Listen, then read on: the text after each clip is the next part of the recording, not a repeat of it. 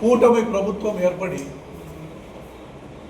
ఈనాటికి కరెక్ట్గా 12 నెలలు పూర్తవుతుంది. ఈ రోజుతో చంద్రబాబు గారు 2023 నుంచి ఎన్నికల వరకు విపరీతమైన హామీలు, అంటే అన్ని వర్గాల వారికి ఎక్కడ పడితే అక్కడ అన్ని విషయాలపైన హామీలు ఇచ్చుకుంటూ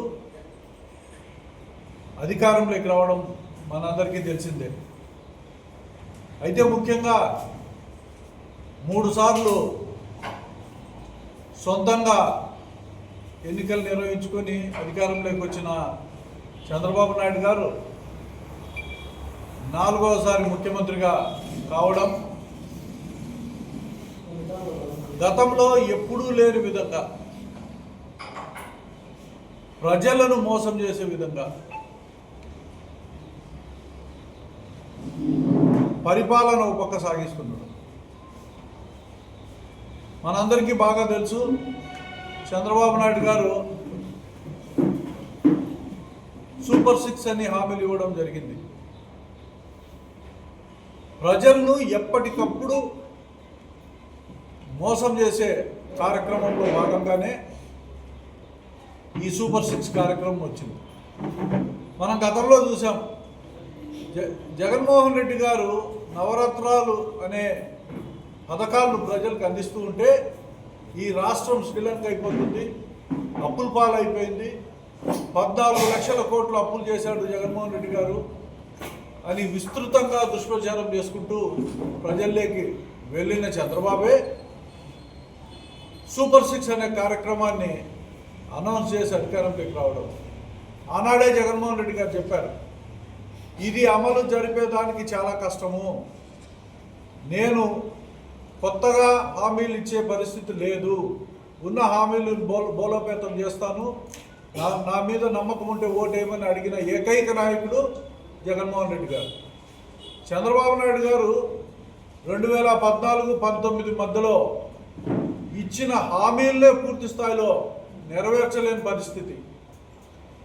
అప్పట్లో ఇచ్చిన హామీ ప్రధానంగా రైతులకు సంబంధించి 4-5 విడతల రుణమాఫీని పూర్తిగా మర్చిపోవడం. అంటే ఆయనకు రోజు రోజుకు మతిమరుపు ఎక్కువైతుంది అనేది అందరికీ మనకు కూడా అర్థమవుతూ ఉంది. అయినా కూడా అంత పెద్ద వ్యవస్థ తెలుగుదేశం పార్టీకి ఉంటే, మళ్ళా కూటమి ఒక పక్క పవన్ కళ్యాణ్ కానీ ఇంకో పక్క బీజేపీ కానీ ఉంటే, ఈయన గతంలో ఇచ్చిన హామీల గురించి కనీసం ప్రజలకు సమాధానం చెప్పే పరిస్థితులు కూడా లేదే. కొత్తగా ఇచ్చిన హామీలు అమలు జరుపుతామని చెప్పి మోసం చేయడం. ఈరోజు ప్రజలు 1 సంవత్సరం కాలం పాటు పూర్తి స్థాయిలో ఆర్థిక ఇబ్బందుల్లోనూ ఉంటే, పిల్లలకు చదువులు చెప్పించుకోలేని పరిస్థితి, వాళ్లకు కావాల్సినవి తీసివ్వలేని పరిస్థితి. ఆ రోజు 15,000 జగన్మోహన్ రెడ్డి గారు వేస్తూ ఉంటే, నేను ఎంతమంది పిల్లలకు ఉంటే అంతమంది పిల్లలకు కూడా వేస్తా అని చెప్పడం జరిగింది. ఈరోజు ఆయన ఒక జీవో రిలీజ్ చేసి 67 లక్షల మందికి అమ్మ తల్లికి వందనం కార్యక్రమం ఇస్తున్నాను అని చెప్పి జీవో విడుదల చేయడం జరిగింది.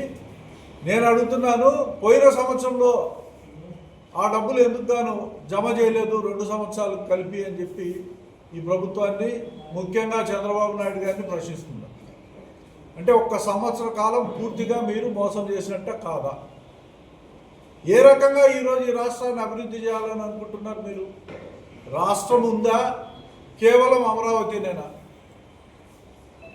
ఈ రాష్ట్రంలో 13 ఉమ్మడి జిల్లాలు ఉంటే కేవలం అమరావతి ఒక్కటే కనపడుతుంది తప్పనిచ్చి నీకు అక్కడ 50,000 కోట్ల రూపాయల టెండర్లు పిలిచి అక్కర్లేని రోడ్లు, ఎప్పుడో ఉపయోగానికి వచ్చి అవసరమయ్యే రోడ్లు అయ్యి ఈ రోజుకి కాదు, రాబోయే 10 సంవత్సరాల్లో కూడా అంత ఉపయోగకరంగా ఉండదు. 2-3 జనరేషన్స్ వెళ్ళిపోతాయి. అభివృద్ధికి నోచుకోకుండా రాష్ట్రంలో ఉన్న మిగతా జిల్లాలన్నీ కూడా దెబ్బతింటాయి.